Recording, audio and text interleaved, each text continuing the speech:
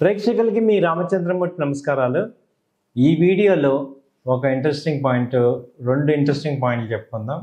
ఒకటి ఏంటంటే రీసెంట్గా సుప్రీంకోర్టు వైఫ్ కనుక ట్రేడింగ్ అకౌంట్లో లాస్ కనుక జరిగితే ఆ లాస్ ఆ వైఫ్ కనుక కట్టలేకపోతే ఆ రెస్పాన్సిబిలిటీ హస్బెండ్కి వస్తుంది అనేది రూల్ పాస్ చేసింది.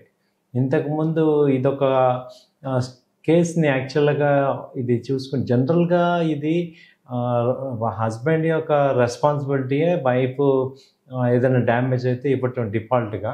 కానీ ఒక ఆయన కోర్టులో కేసు వేశారు, నాకు తెలియకుండా నాకు ఎటువంటి సంబంధం లేకుండా వైఫ్ ట్రేడింగ్ చేసింది, దానిలో విపరీతమైన లాసెస్ అయ్యాయి, ఆ లాసెస్కి నాకు సంబంధం లేదు అని రిట్ పిటిషన్ వేయటం వల్ల వీళ్ళు ఏం చేశారంటే మొత్తం కేసు అంతా డీల్ చేసి వీళ్ళు ఇప్పుడు చెప్పేది ఏంటంటే వైఫ్ తెలిసినా తెలియకపోయినా ఆవిడ డిపెండ్ అయినా ఇండిపెండెంట్ అయినా ఫైనాన్షియల్గా హస్బెండ్ మీద వైఫ్ యొక్క ట్రేడింగ్ లాసెస్ ఏమన్నా ఉంటే అవన్నీ కూడా హస్బెండ్ అకౌంట్లోకి వెళ్తాయి.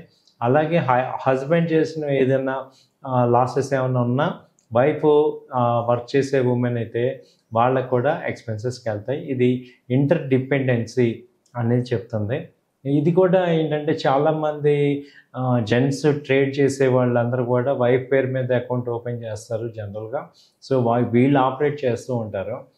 అలాంటి సిచ్యుయేషన్ అది కాదు, వైఫే ఆపరేట్ చేశారు కంప్లీట్గా అని ఆయన ప్రూవ్ చేశారు.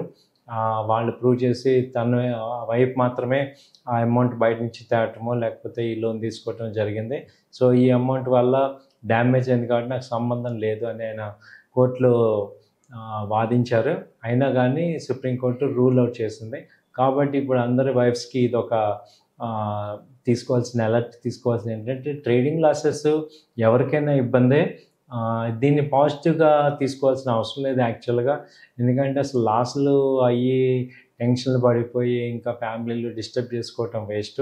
దీనికన్నా ఏంటంటే టెక్నికల్గా మీరు ఫండమెంటల్గా నాలెడ్జ్ పెంచుకొని స్టాక్ మార్కెట్ని పాజిటివ్గా మీరు మీ యొక్క రిస్క్ మేనేజ్మెంట్, మీ క్యాపిటల్ని ప్రొటెక్ట్ చేసుకుంటూ మంచి కంపెనీస్లో ఇన్వెస్ట్ చేసుకుంటూ వెల్త్ క్రియేట్ చేసుకోవటం అనేది ఒక ఉత్తమమైన వే.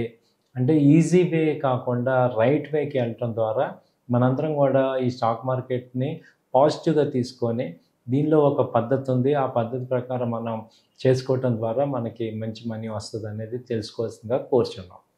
అలాగే ఇప్పుడు రెండో పాయింట్ ఏంటంటే లేడీస్ అందరూ కూడా ఈ మధ్య తరచుగా క్యాన్సర్ బారిన పడుతున్నారు.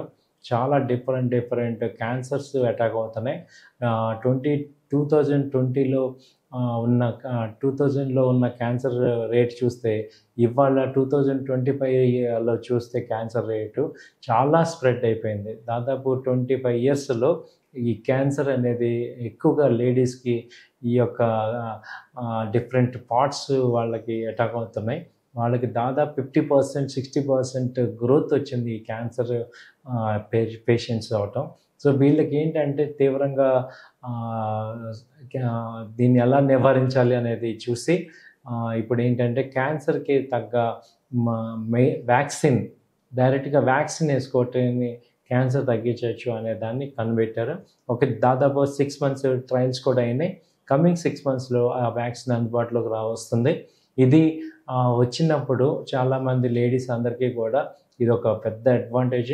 సో వాళ్ళందరూ ఇది వేసుకొని క్యాన్సర్ బారి పడకుండా మనం చూసుకోవటం అనేది ఉత్తమం. అలా క్యాన్సర్లు ఎందుకు వస్తున్నాయి ఏంటి అని ఆలోచించి అధ్యయనం చేస్తే ఏంటంటే ఈ మధ్య అందరికీ కూడా డబుల్ వర్క్ ఎక్కువ లోడ్ అవటం వల్ల టెన్షను, యాంగ్జైటీ, ప్రెషరు ఇవి రావటం మొదలుపెట్టాయి. వీటి వల్ల ఏమవుతుందంటే మేజర్గా డైటు సరిగ్గా తినకపోవటం, క్రమమైన సక్రమమైన ఆహారం తీసుకోకపోవటం అనేది మేజర్గా ఉన్నాయి. అలాగే మనకి మార్కెట్లో రెడీమేడ్ ఫుడ్ తీసుకోవటం, అలాగే ఆ బాండిల్లో వేయించినవి 1-4 సార్లు ఆయిల్ వాడి అవన్నీ తీసుకోవటం వల్ల మేజర్గా ఈ క్యాన్సర్ ఎఫెక్ట్ అవుతుంది. అంటే ఇక్కడ ఏమవుతుందంటే లేడీస్కి స్ట్రెస్ పెరగటం, వర్క్ చేయలేకపోవటం, ఇంట్లో ఫుడ్ ప్రిపేర్ చేసుకోకపోవటం, బయట తినటం వల్ల ఆ బయట వచ్చే ఫుడ్ని కరెక్ట్గా హైజీనిక్ లేని ఫుడ్ తినటం వల్ల మేజర్గా ఎఫెక్ట్ అవుతుంది. కాబట్టి మనము అందరం ఆలోచించాల్సింది ఏంటంటే, ఇంత కష్టపడి డబ్బులు సంపాదించేది రైట్ ఫుడ్ గనక తినకపోతే ఆ డబ్బులన్నీ తీసుకెళ్ళి మళ్ళీ హాస్పిటల్‌కి ఖర్చులు పెట్టుకోవటానికే సరిపోతుంది.